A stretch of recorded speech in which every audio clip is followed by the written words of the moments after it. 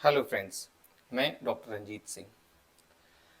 LT English के syllabus में John Keats की दो पोएम्स प्रेस्क्राइब्ड हैं। एक है ओड ऑन अ ग्रेशियन और दूसरी है ला बेलेडियम सांस मर्सी। इन दो पोएम्स से जो भी इम्पोर्टेंट क्वेश्चंस बनते हैं उन्हें मैं आज आपके साथ डिस्कस करूंगा। जॉन कीट्स की लाइफ से भी रिलेटेड कुछ इम्पोर्टेंट क्वेश्चंस इसमें होंगे। सबसे पहले तो ध्यान दीजिए कि जॉन कीट्स रोमांटिक एज में यंगर जनरेशन को बिलोंग करते हैं। यंगर जनरेशन जिसमें थ्री पोइट्स थे, जॉन कीट्स, पीवी शैली और लॉर्ड बायरन। वैसे ही एक सीनियर जनरेशन थी जिसमें विलियम वर्ड्सवर्थ थे, एस टी कॉलरिज थे और रॉबर्ट सटे थे। जॉन कीट्स से पहला इंपॉर्टेंट क्वेश्चन है उनकी पोइम से odd on a Grecian earn से। हम जानते हैं कि odd on a Grecian earn एक ओड है जो कि जॉन कीट्स के love for Greek art and culture के लिए जाना जाता है। इसीलिए उन्हें हेलेनिक पोइट भी कहा जाता है। जॉन कीट्स की जो क्वालिटी ऑफ हेलेनिज्म है ये बहुत फेमस है। इस हेलेनिज्म का मतलब ही है John Keats love for Greek art and culture, ये इसका मीनिंग है। सबसे पहला है कि who wrote this ode on a Grecian earn.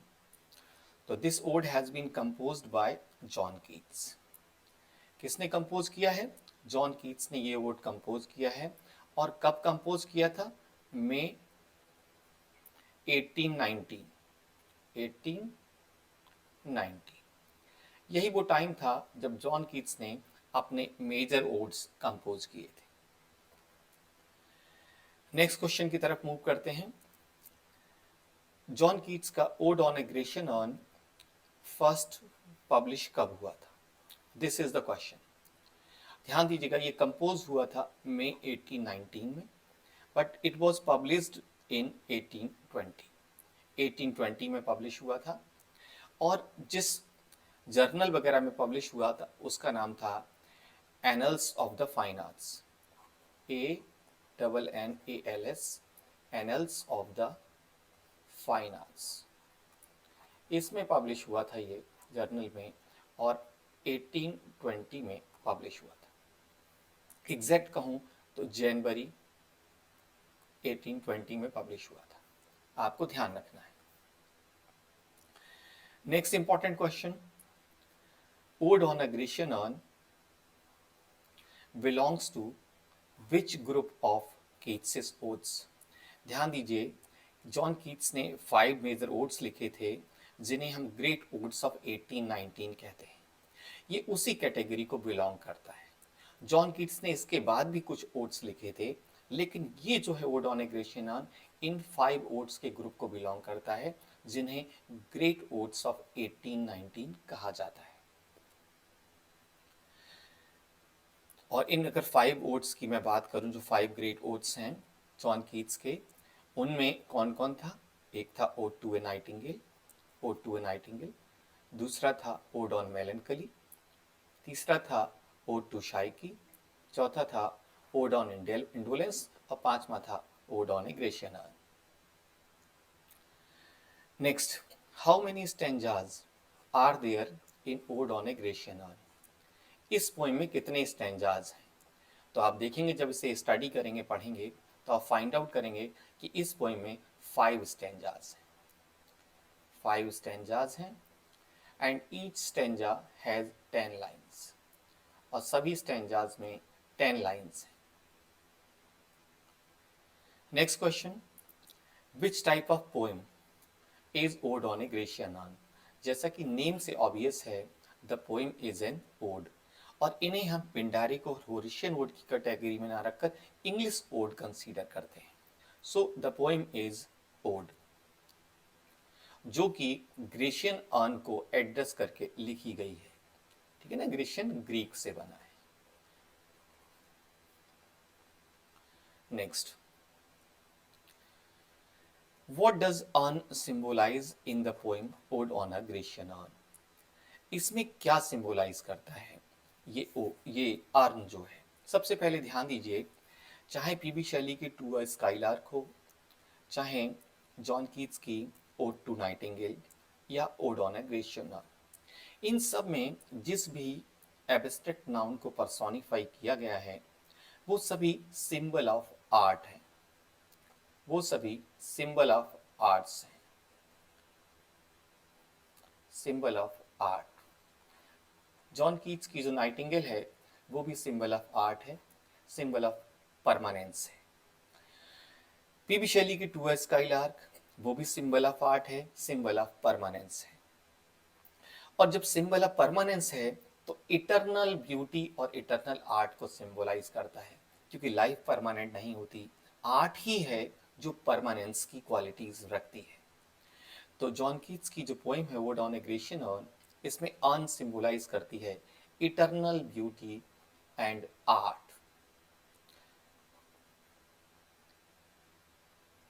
Life can be made eternal with the help of art only.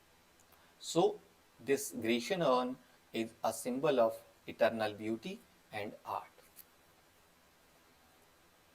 क्योंकि आर्ट टाइमलेस होती है और एवरलास्टिंग होती है, इसीलिए। Which famous line is used as a conclusion to the poem Ode on a Grecian urn? इस poem की last में कंक्लूडिंग लाइन कौन सी है जो कि बहुत ही फेमस है, आपको बताना है। A thing of beauty is a joy forever ever, ये एंडीमियन की लाइन है। This is also not here. Heard melodies are sweet but those unheard are sweeter. This is also from this poem. ये beauty is truth, truth beauty, that is all ye know and all ye need to know. So the concluding line of the poem Ode on a Grecian urn is option 2. Beauty is truth, truth beauty. And you know that this is the message that is conveyed by the urn. What is the central theme of the ode on a Grecian urn? इस poem की central theme क्या है, किस point को लेकर लिखा गया है? तो सबसे पहले ध्यान दीजिए, जॉन कीट्स एक कंट्रास्ट कन्वे करते हैं इस पोइम में, कहते हैं life is transitory whereas art is permanent. इसी कॉन्सेप्ट को लेकर जॉन कीट्स ने ये पोइम लिखी थी। He shows in this poem the transience of life. Transience means short livedness, temporariness. Life is temporary whereas art has the quality of being permanent. So this is the central theme of the ode on a Grecian urn. How does Keats address the Grecian urn in the opening line? बिल्कुल जब start में ये poem start होती है तो John Keats क्या लिखते हैं, कैसे एड्रेस करते हैं ग्रेशियन अर्न को? वो स्टार्टिंग में ब्राइड ऑफ क्वाइटनेस कहते हैं ग्रेशियन अर्न को। तो ऑप्शंस में देखें, साइलेंट फ्रेंड कहते हैं नो, कीपर ऑफ टाइम कहते हैं नो, मिस्टिक सेज कहते हैं no, bride of quietness. Starting में जब वो एड्रेस करते हैं इस अर्न को जॉन कीट्स, तो इसे ब्राइड ऑफ क्वाइटनेस कहते हैं, bride of silence, bride of quietness, so that he highlights the stillness, permanence and the kind of difference that exist between human life and the life that is represented through art. इसी के लिए वो address करते हैं Grecian urn को bride of quietness कहकर। What does the urn as a foster child of silence? Urn को वो फॉस्टर चाइल्ड ऑफ साइलेंस कहते हैं, foster child of silence and slow time. ध्यान दीजिए, आर्ट के लिए टाइम बहुत स्लो हो जाता है। आर्ट का जो डिके है वो बहुत स्लो होता है, इतना स्लो स्पेस पर होता है, इतना स्लो स्पीड में होता है कि आप आइज से उसे नोटिस कर पाना शॉर्ट टाइम में पॉसिबल नहीं होता है। इसीलिए वो अर्न को फॉस्टर चाइल्ड ऑफ साइलेंस कहते हैं, चाइल्ड ऑफ साइलेंस समझ लिए, जिसको साइलेंस ने गोद ले लिया है, टाइम ने गोद ले लिया है और उसके लिए समय बहुत स्लो गुजर रहा है। तो इसका क्या मतलब है, वो क्यों कहते हैं, क्यों एड्रेस करते हैं अर्न को फॉस्टर चाइल्ड ऑफ साइलेंस कहकर, child of silence and child of slow time कहकर क्यों एड्रेस करते हैं? क्यों? क्योंकि अर्न इज इमॉर्टल। टाइम ने जब उसे अडॉप्ट कर लिया है तो ध्यान दीजिएगा, वो टाइम ने उसे इमोर्टलाइज कर दिया है और इसकी शेप, इसकी शक्ल लंबे समय तक, जिसे आप परमानेंस कहते हैं, एवरलास्टिंग कहते हैं, उतने लंबे समय तक अनचेंजिंग, कुछ भी नहीं बदलने वाला है। उस अर्न के ऊपर जितनी भी सारी पेंटिंग्स बनी हैं वो बहुत लंबे समय से अब तक कंटिन्यू है। Nothing has changed so far. Which scene in the poem इस ode on a Grecian urn में कौन सा सीन है जो डिपिक्ट करता है रिलीजियस रिचुअल को? ध्यान दीजिए, अगर आपने देखा हो कि विलेजर्स जो हैं they are gathering for a sacrifice और अपने साथ एक हेफर लेकर जाते हैं जिन्हें उन्हें सेक्रीफाइस करना है आल्टर पे जाकर। उनके साथ एक प्रीस्ट पुजारी भी रहता है, ऐसी इमेज दिखाई गई है। तो ध्यान दीजिएगा, ऑप्शंस में lovers chasing each other no, maid in plucking flowers no, piper playing music no, this is the option कि विलेजर्स इकट्ठे हो रहे हैं और सेक्रीफाइस करने जा रहे हैं, हेफर को अपने साथ लिए हुए हैं जो कि गाय का बछड़ा होता है, उसकी बलि चढ़ाने जा रहे हैं। वहाँ एक प्रीस्ट भी उनके साथ है। जॉन कीट्स पूछते हैं कि कौन सी वेदी पर जाकर आप इसकी बलि देने वाले हैं? तो ये रिचुअल को दिखाता है, जो विलेज के पीपल हैं वो रिलीजियस कस्टम्स और ट्रेडिशंस में बिलीव करते हैं, इसीलिए उस हेफर को सेक्रीफाइस करने के लिए they are taking with them. Next question, what does Keats suggest about heard and unheard melodies? ये हर्ड और अनहर्ड मेलोडीज भी ध्यान दीजिएगा इसी पोएम का हिस्सा है। इसी पोएम में जॉन कीट्स कहते हैं कि heard melodies are sweet but those unheard are sweeter. जो मैंने पहले कहा था कि शायद ओटो नाइटिंगेल से नहीं, वो ये लाइंस भी इसी पोएम की हैं, बहुत फेमस लाइंस हैं कि heard melodies are sweet but those unheard are sweeter. क्या सजेस्ट करना चाहते हैं जॉन कीट्स इन लाइंस के थ्रू? एक चीज़ ध्यान दीजिएगा हमेशा, जो हमें जानते हैं, जो चीज़ जिन चीज़ों के बारे में हम अवेयर होते हैं, उनकी क्वालिटीज़, उनके फीचर्स हम अच्छे से जानते हैं, पर जिसके बारे में हमने केवल सुन रखा होता है, हम उसके लिए अपनी इमेजिनेशन में ग्लोरीफाइड इमेज रखते हैं। यही जॉन कीट्स कहना चाहते हैं कि इमेजिनेशन जो है वो enhances the beauty of art. जब आप इमेजिन करते हैं किसी चीज़ के बारे में तो वो चीज़ आपको बहुत सुंदर लगती है। तो जो मेलोडी, जो सॉन्ग्स आपने सुन रखे हैं, आपको पता है वो स्वीट है, पर जब आपको पता लगता है कि वो वाले सॉन्ग्स और ज़्यादा सुंदर हैं, वो वाले सॉन्ग्स और ज़्यादा स्वीट हैं, तो आप जब इमेजिन करते हैं तो उन सॉन्ग्स की ब्यूटी बढ़ जाती है। तो जो पाइपर प्ले कर रहा है म्यूज़िक, जो इमेज दिखाई गई है, उसके सॉन्ग को नोबडी कैन हियर, क्योंकि आपने वही मेलोडी सुनी है जिनका साउंड आपके ईयर तक आया है, लेकिन उस पाइपर के सॉन्ग्स को नोबडी हैज़ हर्ड सो फार। तो पोइट इमेजिन करता है उसके सॉन्ग को, उसकी स्वीटनेस को, और ये बिलीव करता है कि शायद इसका सॉन्ग बहुत ज़्यादा स्वीट होगा, क्योंकि जो मेलोडीज़ हमने हर कर रखी हैं, हमने सुन रखी हैं, वो हमारे लिए स्वीट हैं। जो हमने सुनी नहीं है उनके बारे में हम केवल इमेजिन कर सकते हैं that they are really very sweet, वो वास्तव में बहुत स्वीट होंगी। अब हम ऑप्शंस देख लेते हैं कौन सा ऑप्शन सही है। Hard melodies are always better, no. Melodies are meaningless, no. Unheard melodies are sweeter to the soul, यही है, क्योंकि इमेजिनेशन हाइटन कर देती है इफेक्ट उसका जो आप इमेजिन करते हैं उन ऑब्जेक्ट्स का। So option 2 is correct. Next, what does the cold pastoral refer to? Cold pastoral कह के रिफर करता है वो इस ग्रेशियन अर्न को। तो उसे क्यों कहता है कोल्ड पेस्टोरल? सबसे पहले तो ध्यान दीजिए, पेस्टोरल इमेजेस उस पर क्रिएट की गई हैं, बनाई गई हैं, और वो बहुत लंबे समय से वहाँ पर है, उसके अंदर बहुत खामोशी है, उसने अपने अंदर बहुत कुछ समाया हुआ है, पूरी हिस्ट्री उसे पता है, और silently it is carrying that history with itself, अपने साथ उस हिस्ट्री को कैरी कर रही है। तो उसे कोल्ड पेस्टोरल कहते हैं पोइट। ये कोल्ड पेस्टोरल क्या है? ऑप्शंस में हार्शनेस ऑफ नेचर है, no. It is the eternal and unemotional depiction of scenes. अपनी तरफ से कुछ भी ऐड नहीं किया है उन सीन्स में इस आर्न ने। जो भी इमेज क्रिएट कर दी गई हैं उनको एज इट इज कैरी कर रही है ये आर्न।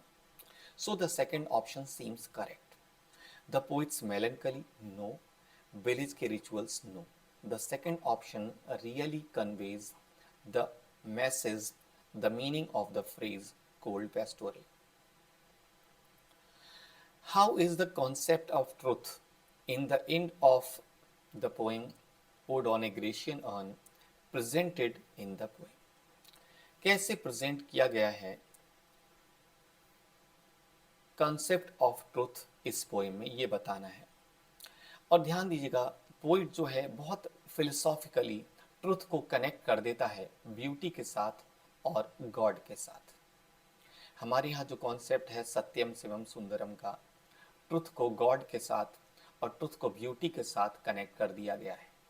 बिल्कुल वैसे ही पोइट जो है ट्रुथ को ब्यूटी के साथ लिंक कर देता है, कनेक्ट कर देता है अंतिम मैसेज में जो अर्न देती है, क्योंकि अर्न सिंबल है ब्यूटी का, तो अर्न सिंबल है ट्रुथ का। वो जो कहानियां बता रही है वो सारी ट्रुथ हैं उनके अपने कल्चर के बारे में। Literal historical fact, next option पढ़ते हैं। मॉरल इंस्ट्रक्शन नहीं, साइंटिफिक ऑब्जर्वेशन नहीं, हिस्टोरिकल फैक्ट तो हैं लेकिन फिलोसॉफिकल आइडियल, एक फिलोसॉफिकल आइडियल है जिसको लिंक कर दिया है ब्यूटी के साथ, और वो आइडियल है कि ब्यूटी इज ट्रुथ। और उस ब्यूटी की बात कर रहा है वो जो कि इटर्नल है, रिप्रेजेंटेड थ्रू आर्ट। उस ब्यूटी की बात कर रहा है poet. Next question, which line of the poem has been most debated? सबसे ज्यादा डिबेट अगर किसी लाइन को लेकर है इस पोइम की तो वो है लास्ट लाइंस के ऊपर। इसी का एक्सप्लेनेशन सभी क्रिटिक्स ने अपना अलग अलग तरीके से दिया है। तो beauty is truth, truth beauty, ये जो फिलोसॉफिकल लाइंस हैं मैसेज के रूप में कन्वे करती है on in the end of the poem, इसीलिए इन्वर्टेड कॉमा में रखा है। कुछ पोइट्स कहते हैं कि ये अर्न का मैसेज है, कुछ पोइट्स कहते हैं, कुछ क्रिटिक्स कहते हैं ये पोइट का अपना दिया हुआ मैसेज है, इसीलिए इन्वर्टेड कॉमा में है। तो इसलिए इसको लेकर बहुत सारी डिबेट्स हैं, इस फिलोसॉफिकल मीनिंग को लेकर, इसकी एप्रोप्रिएटनेस को लेकर पोइम में, कि पोइट एग्जैक्टली क्या कहना चाहता है। इसीलिए बहुत सारी आलोचनाओं को जन्म दिया है इन लाइंस ने। So the option, the correct option is option 2। What does the phrase bride of quietness, पहले भी आ चुका है उससे, क्वाइटनेस की ब्राइड कह के एड्रेस करता है पोइट आन को। ये क्या सजेस्ट करता है? ध्यान दीजिएगा, ये बहुत लंबे समय से अपने अंदर साइलेंस होल्ड की हुई है, does not speak on its own. ये अर्न खुद कुछ नहीं बोलती, अपनी तरफ से कोई मैसेज कन्वे नहीं करती है। तो ऐसा लगता है कि इसने क्वाइटनेस से मैरिज कर ली है, सिंबल ऑफ क्वाइटनेस है ये। देखते हैं options. It is married, no. क्या ये अर्न बहुत फ्रेजाइल है, इजीली ब्रोकन है इसलिए, नो। ये लाइफलेस है, no. It represents eternal silence and calm, इसीलिए इसको ब्राइड ऑफ क्वाइटनेस कह के पोइट रेफर करता है। नेक्स्ट क्वेश्चन, कौन सा पैराडॉक्स पोइट ने यूज किया है लवर्स के लिए जब एक सीन में उनकी इमेज प्रेजेंट की है अर्न के ऊपर? एक चीज और ध्यान दीजिएगा बहुत अच्छे से, पोइट वहां पर कहता है, उन लवर्स को देखता है, एक यंग लवर है जो फॉलो कर रहा है एक बीलवेड के लिए, और कहता है कि ध्यान रखिएगा तुम्हारे लिए हालांकि एक दुख है कि you will never be able to kiss her, लेकिन साथ ही एक खुशी की बात है। वो खुशी की बात यह है कि though you will not be able to touch her but she will always be young, और जब वो यंग रहेगी तो your love for her will also be quite romantic at all the time, तुम्हारा प्यार भी उनके लिए बना रहेगा हमेशा के लिए, ऐसा कहता है। लेकिन एक बात और कहता है कि तुम उसके साथ तो हो, but still you can not किस हर। तुम उससे किस नहीं कर पाओगे, प्यार नहीं कर पाओगे, टच नहीं कर पाओगे, ये कहता है।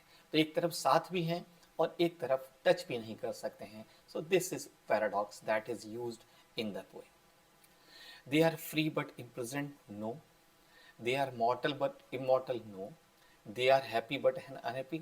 They are alive but cannot kiss. ये alive की जगह है together. alive की जगह together होता तो ज़्यादा बेहतर है। They are together but cannot kiss, क्योंकि they have been represented through art.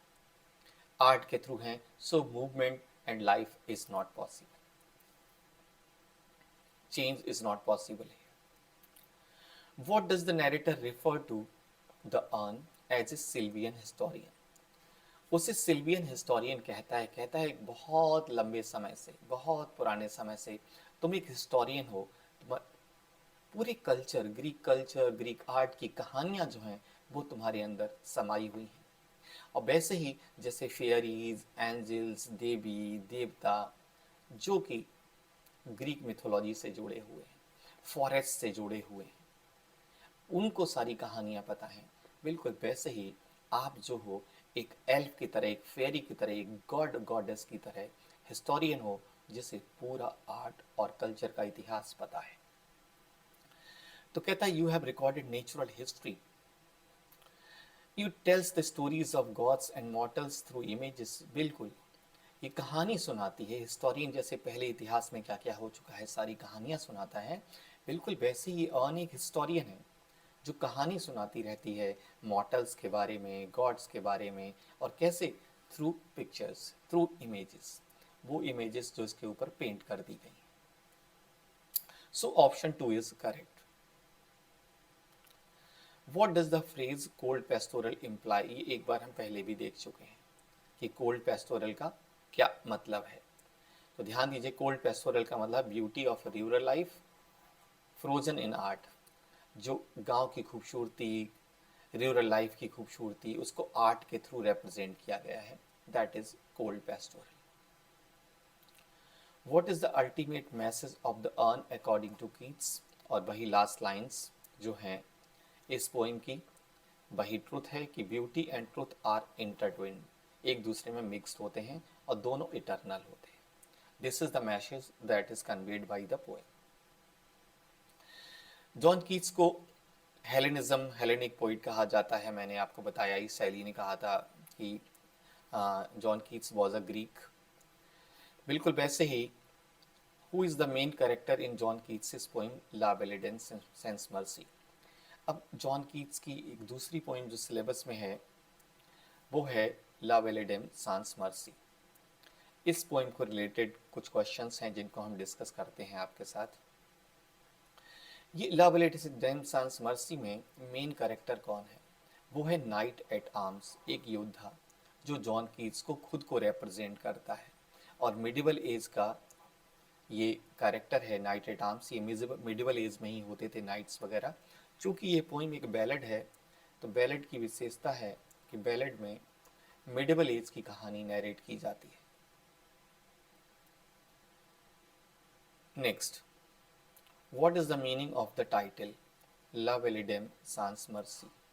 ये जो टाइटल है ये फ्रेंच टाइटल है, फ्रेंच लैंग्वेज से लिया गया है, इसीलिए ये जो वर्ड्स हैं a beautiful lady that has no mercy, ये इसका मीनिंग है फ्रेंच फ्रेज का। A beautiful lady that has no mercy, a beautiful lady who is merciless, a beautiful lady without mercy. So the correct option is option 2, the beautiful lady without mercy. In John Keats's La Belle Dame sans Mercy, what season is suggested in the opening of the stanza?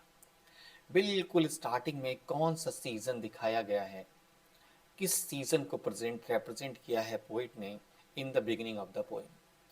और ध्यान दीजिएगा वो autumn season और winter season की बात करता है। एक तरफ तो कहता है पत्तियां सब सूख गई हैं, ऐसा हो गया है, वैसा हो गया है, और दूसरी तरफ कहता है लेक भी एकदम चिल्ड है, फ्रोजन हो गई है। जो लेक है उस पर बर्फ जम गई है, अर्थात विंटर सीजन की बात करता है। देखते हैं ऑप्शंस में क्या दिया हुआ है। Yes, so this option is correct. इन्हीं सीजन्स को उसने रिप्रेजेंट किया है पोएम में, क्योंकि ऑटम सीजन जो है, विंटर के बाद स्प्रिंग सीजन आता है और उसके बाद ये ऑटम सीजन आता है, तो ऑटम सीजन के बाद विंटर सीजन आता है। इन्हीं सीजन्स को दिखाया है उसने। How is the knight physically described in Keats poem la belle dame sans merci? Night को फिजिकली किस तरीके से डिस्क्राइब किया गया है इस पोएम में, ला विलिडेम सांस मर्सी में? जो योद्धा रहता है उसे किस तरीके से डिस्क्राइब किया गया है? दिखाया है स्टार्टिंग में कि जो प्रिंसेस, वॉरियर्स ये सब हैं, ये एकदम पेल और हैगर्ड हो गए हैं, एकदम लीन एंड थिन, दुबले पतले मरियल से हो गए हैं, खून की कमी हो गई है और ऐसा लग रहा है जैसे मरने वाले। तो ये इमेज क्रिएट की गई है उन प्रिंसेस की और वॉरियर्स की, that they are looking pale and haggard, very lean and thin, और एकदम ऐसा लग रहा है डेथ पेल हो गए हैं वो सभी। कीट्स की ला विलिडेम सांस मर्सी में व्हाट गिफ्ट, नाइट कौन सा गिफ्ट लेकर जाता है और देता है उस लेडी के लिए? लेडी के लिए कौन सा गिफ्ट देता है? ध्यान दीजिए, वो गार्लैंड्स लेकर जाता है, ब्रेसलेट्स बनाता है उसके लिए, और फ्रेग्रेंट महकने वाली फूलों की जोन बनाता है जो वेस्ट के चारों तरफ पहनी जाती है। नेक्स्ट क्वेश्चन, ला विलिडेम सांस मर्सी में what does the lady feed, खाने के लिए क्या देती है उस नाइट योद्धा के लिए? तो ध्यान दीजिएगा, आपको याद होगा roots of relish, honey wild and manna dew, ये देवताओं का भोजन बताया, डिवाइन फूड कहा गया है इसे। ये सारी चीजें ला कर देती है उस वॉरियर के लिए खाने के लिए वो लेडी। इस पोइम में ला विलिडेम सांस मर्सी में where does the lady take the knight, उस योद्धा को लेकर कहाँ जाती है? तो ध्यान दीजिए, अपनी गुफा में लेकर चली जाती है, परियों वाली गुफा में। कहा है एल्फिन ग्रॉट वर्ड यूज हुआ है उसमें। वो अपनी गुफा में लेकर जाती है, एल्फिन, एल्फ वाली, एल्फ मीन्स फेयरी होता है, जादुई मैजिक वाली, और वो एकदम लोनली प्लेस होता है। वहां जाकर वो वॉरियर जो है सो जाता है। ला विलिडेम सांस मर्सी में कौन सा विजन, ड्रीम जो है एक तरीके से वो नाइट देखता है, कौन सा दृश्य देखता है, सीन्स, कौन कौन से सीन्स उसके ड्रीम्स में आते हैं? वो देखता है अपने सीन्स में पेल किंग्स को देखता है, प्रिंसेस को देखता है और वॉरियर्स को देखता है जो मरने के कगार पर हैं, जो डेथ की तरह पेल हो गए हैं, उनके शरीर में खून नहीं बचा है, वो हैगर्ड लगते हैं, बहुत कमज़ोर से लगते हैं, उनको देखता है, जो उसको वॉर्न करते रहते हैं, कहते हैं इस लेडी से बच के रहना, क्योंकि ये हम सब इसके विक्टिम्स हैं, इसने हम सब का शिकार किया है, नेक्स्ट जो टर्न है वो तुम्हारा है। इसीलिए वो सब डूम्ड फेट जो होने वाला है, उसका आने वाला अंधकार भरा भाग्य, उसके लिए वॉर्न करते हैं, इस योद्धा के लिए वार्निंग देते रहते हैं। ला विलिडेम सांस मर्सी में what does the knight see on his brow, अपनी आई ब्रो पर क्या देखता है, उसे क्या महसूस होता है अपनी आई ब्रो पर? और ध्यान दीजिएगा, उसे lily flower, lily on his bro ऐसे करके एक फ्रेज हुआ है। ये लिली व्हाइट कलर का फ्लावर होता है और whiteness is symbol of disease, it is symbol of paleness, it is symbol of fragility, और ये सिंबल है इम्पेंडिंग डेथ का, आने वाली मौत का। उससे लगने लगता है कि अब लगता है हमारे साथ कुछ बुरा होने वाला है। लेडी की आईज जो रहती हैं ला विलिडेम सांस मर्सी इस पोएम में, वो किस तरीके से डिस्क्राइब की गई हैं ये बताना है। तो उसकी आईज वाइल्ड, बहुत बड़ी बड़ी और मिस्टीरियस दिखाई गई हैं, जैसे उनके अंदर बहुत सारे रहस्य छुपे हुए हों, और ये दिखाता है सुपर नेचुरल क्वालिटी को उस लेडी की। ला विलिडेम सांस मर्सी में क्या होता है आफ्टर द लेडी लर्ल्स ललाबाई, लोरी गा के जब नाइट को सुला देती है, इसके बाद क्या होता है? इसके बाद वो वॉरियर जो रहता है एक ड्रीम देखता है, सपना देखता है, और सपने में एक विजन देखता है जिसमें पेल किंग्स और वॉरियर्स को देखता है। Next, what is the knight's condition? उस योद्धा की क्या कंडीशन रहती है at the end of the poem la belle dame sans merci? इस पोएम के लास्ट में उसकी क्या कंडीशन रहती है, किस तरीके की कंडीशन हो जाती है? वो आपको अलोन पाता है और एकदम वो भी पेल हो गया है, लॉइटिंग इधर उधर भटकता है और एकदम परेशान है, कंफ्यूज्ड है, समझ में नहीं आता है उसके कि वो क्या करे, क्योंकि उसकी मेमोरी ऑब्सेसिव हो गई है।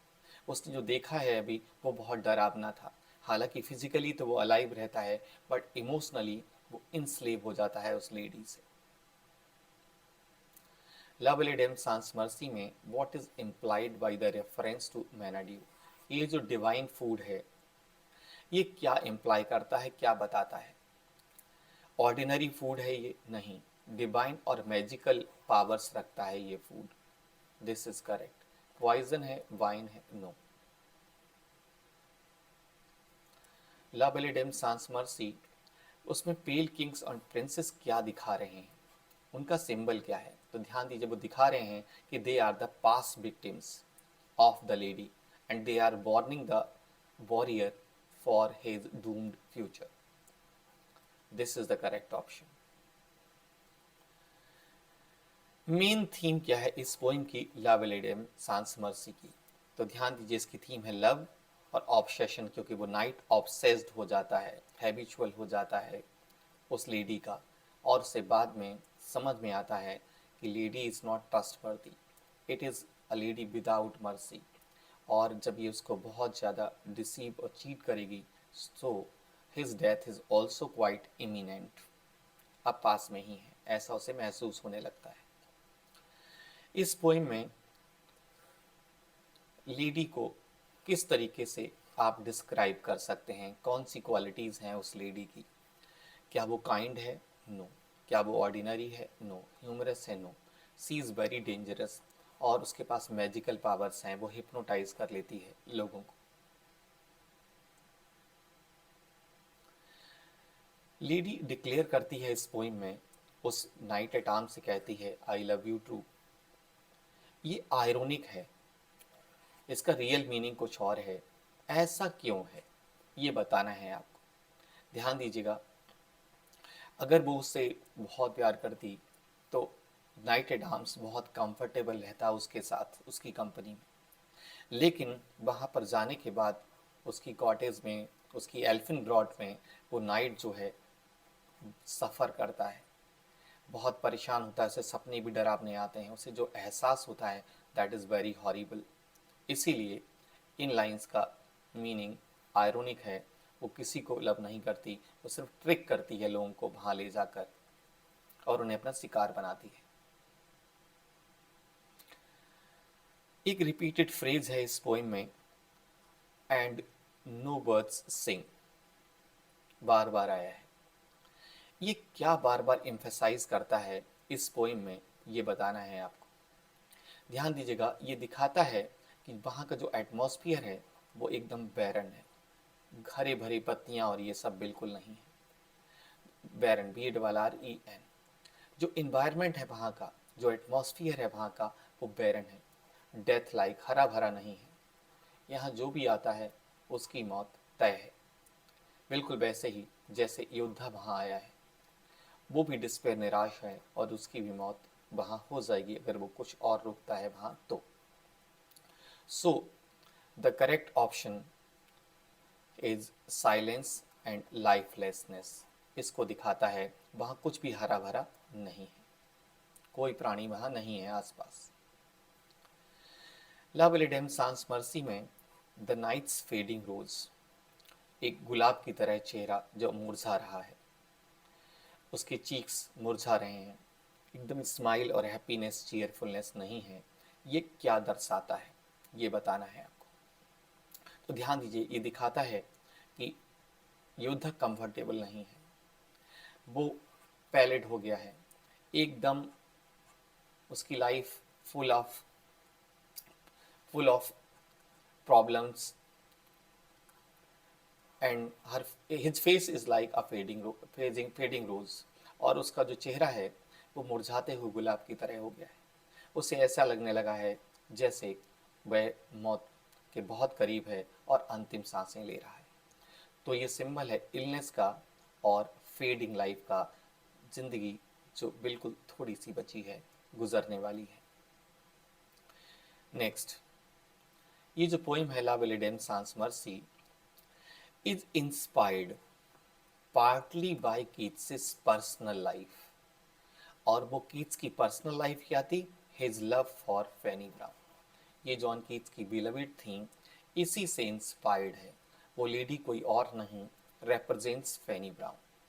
वो फैनी ब्राउन को ही रिप्रेजेंट करती है। इसीलिए John Keats had a very passionate love for Fanny.